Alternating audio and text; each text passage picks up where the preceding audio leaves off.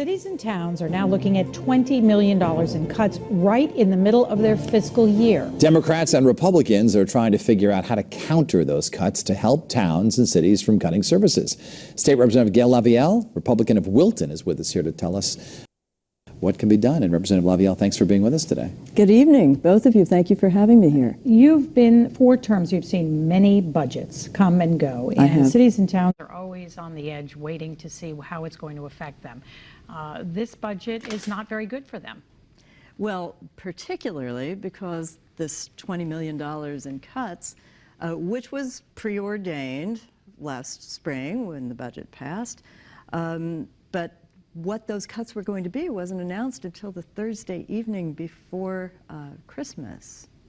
And that's right smack in the middle of the budget year for every single town and city in Connecticut. So when they have to go and cut significant funds, and remember Greenwich, for example, had its education budget cut by 90%. Fairfield was very large, and a lot of other towns about 40, 50. That's very difficult to do because all the predictability and stability that the governor talked about in his State of the State speech a couple of weeks ago just flies in the face of that. When we hear about cuts to cities and towns, most of the focus tends to be on the cities like Hartford and Danbury and New Haven, where the cuts run deep. But wealthier towns, like the one you're from, Wilton, they suffer as well. I know we were talking to the first selectman of New Canaan, who says, you know, we don't have any industry. It's all houses. Sure. We depend a lot on money. And how does it affect a town like Wilton? Well, first off, this is a surprise. This is a surprise. And so when you haven't budgeted for a surprise, then you have to think, where am I going to go find the money? The other thing is when you're looking at your budget for the following year, now there's the trepidation that there will be another surprise and you don't know what it's going to be. You don't know what it's going to hit, how much it will be. So it's very, very difficult to plan. What was your take on the governor's speech about cities and towns prioritizing before they come looking for money from the state? Well, first off, most of that speech was about what can we do to address this dire budget situation that we have in Connecticut, the $3 billion deficit for the biennium and so on. But the third part was about how can we allocate our education funding more efficiently or better or what have you.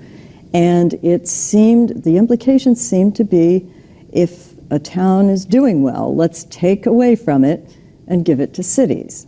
And then we read farther, interviews by the governor, by the speaker, et cetera, the Senate president after that, all saying, well, you know, the towns that are doing well really don't deserve to be given money because they have large reserves.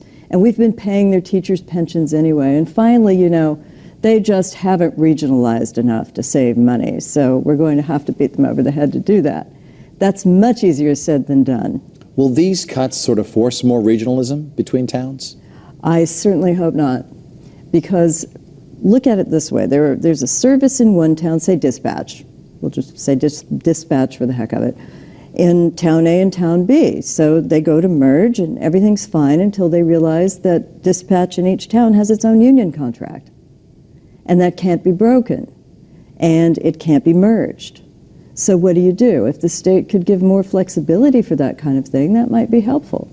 Do towns want to merge their schools if they're not shrinking or something else is happening? No, they don't particularly, because they've built those systems up and they've really designed them to the liking of the population. So there is that element. I don't think that forced regionalization is something that certainly anyone has told me that they want to see. Well, we've seen RAM is a regional school. We've seen that, and in some areas it's very successful. So you're saying it's those were voluntary. Right. Those were all voluntary. Right. So and sometimes, I think there were a couple of cases recently where the population voted not to do it. But if it's voluntary, it's fine. But you look at like other states in the country who are newer than Connecticut, we still do things in a model from the 1700s. For instance, a lot of small towns have redundant services. There might not be any crime in 4 towns, yet they all have their own police chiefs and things like that. Aren't there ways that the towns can combine services to save all taxpayers money? Well, there are some, but a lot of the ones that have been identified, at least in the part of the state where I come from, this union problem has been a major obstacle because you're not paying people on the same scale, they're not in the same municipal pension system.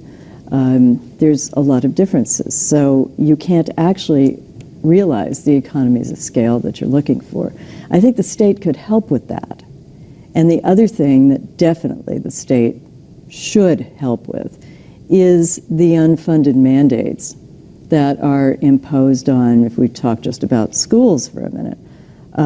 If a school system is doing very well and a one-size-fits-all mandate that really is designed to help maybe a city that isn't doing so well is imposed on it, what purpose does that serve? It's going to be a very interesting session. We thank you for your insights. Absolutely. Thank you. Thank you for joining us on Face the State. State Representative Gail Lavielle.